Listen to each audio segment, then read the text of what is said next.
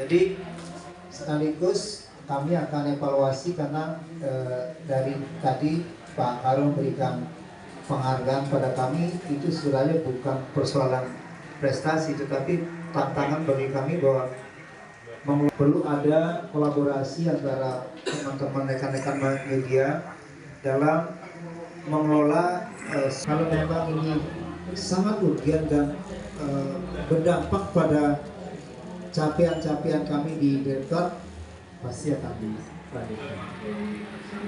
Yang kedua, bisa dicek di humas kami.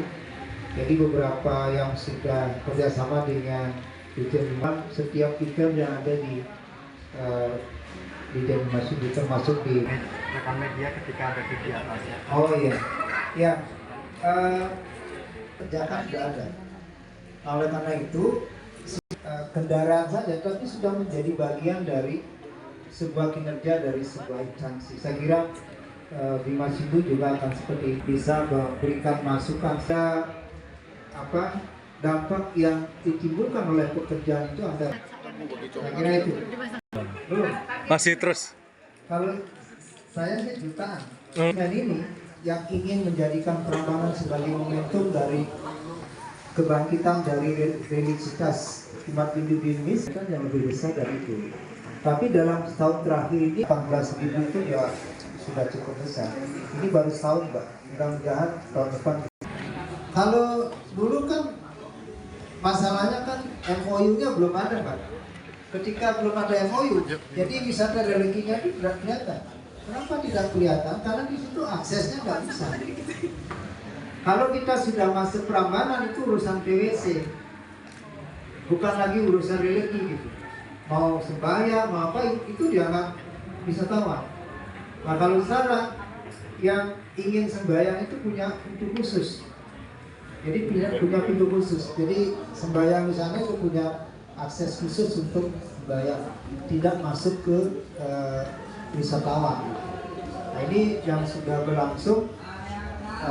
Kami sudah menempatkan satu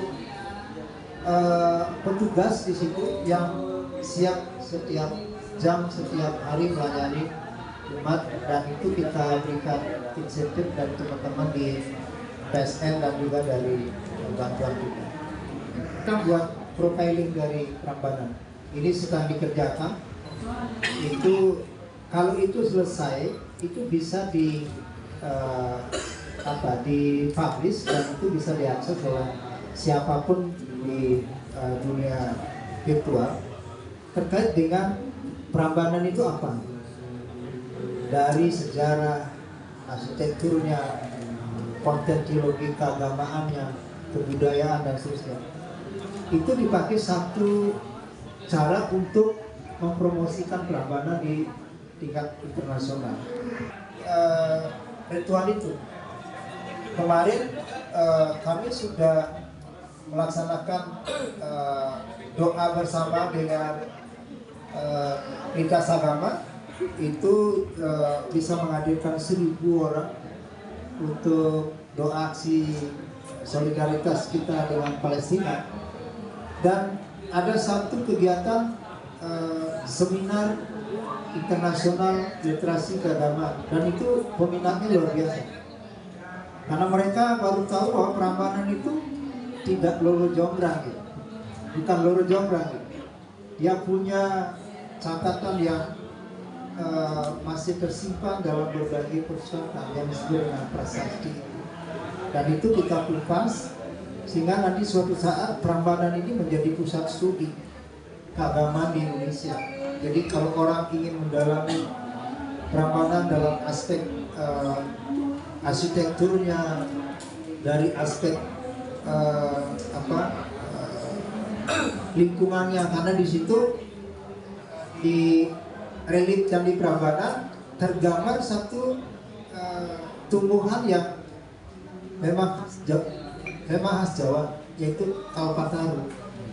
Dan Kalpataru itu ternyata abad ke-8 sudah tumbuh di tanah Jawa. Nah itu bagi teman-teman yang punya minat untuk penelitian di bidang tumbuh-tumbuhan, itu bisa melihat di situ. bahwa ada tumbuhan endemik yang sebenarnya muncul abad ke-8 itu. Nah, yang juga kami lakukan adalah menyampaikan dalam berbagai media sosial tentang kegiatan-kegiatan yang sudah dilakukan di Prambanan, dan itu menjadi menarik bagi wisatawan yang bukan hanya hidup. Dari teman-teman di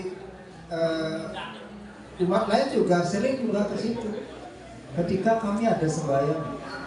Cuma memang pengaturannya sekarang itu yang wisatawan yang bisa naik ke candi itu, ini masih ada tumpang ini antara Dirjen Kebudayaan dengan Dirjen Infrastruktur.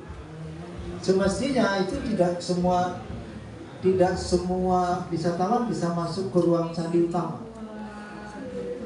Nah, kami rencananya akan membuat ruang informasi yang bisa melihat 3 dimensi dari Prambanan di dalamnya. Jadi orang tidak perlu masuk ke dalam, dengan melihat di layar itu dia sudah bisa seolah masuk ke ruang dalam itu, sehingga ruang dalam itu steril karena di situ sudah mulai ada